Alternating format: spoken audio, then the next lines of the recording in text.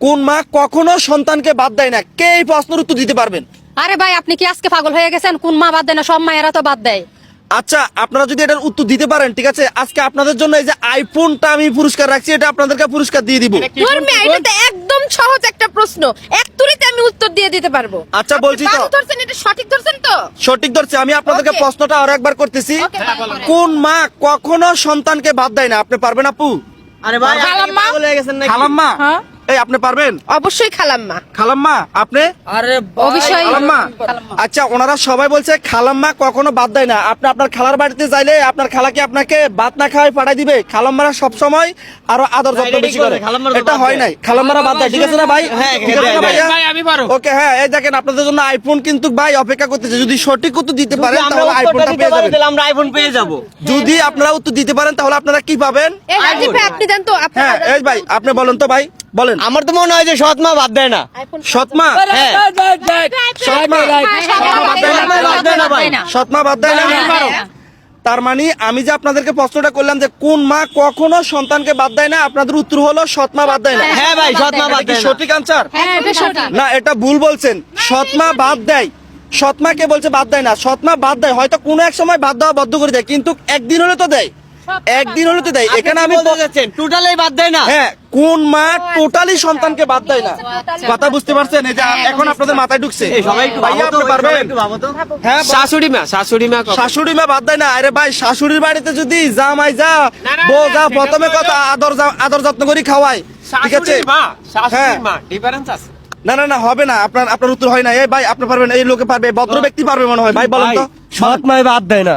সৎমাই বাদ দেয় না তো ওনারা বলছে সৎমা তো একদিন হলেও আপনাকে বাদ দিবে। আমি আপনাকে প্রশ্নটা আরেকবার বলতেছি, এই ভদ্রলোককে আরেকবার বলতেছি।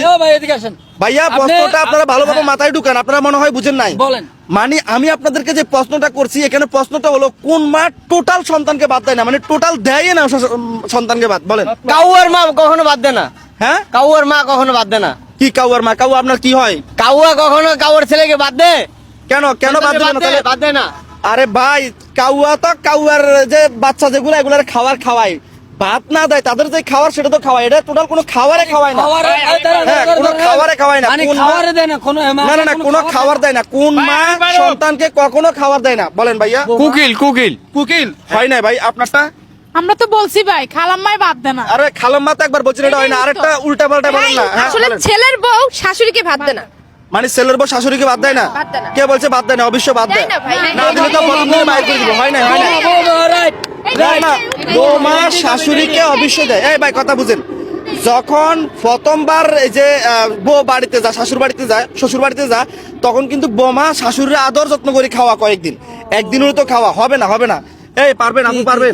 বলেন একটু লড়াই সরাই বলেন। মানে আপনি আবার বলুন তো, আবার বলুন তো। আমার কাছে মনে হয় এই ভাই, আবার করেন ভাই। ভাই আমি বলি এটা কিন্তু প্রায় লোকে কিন্তু ব্যবহার করে ওই জিনিসটা। আমি আরেকটু প্রায় লোকে ইয়ে করে ব্যবহার দিলাম। করে।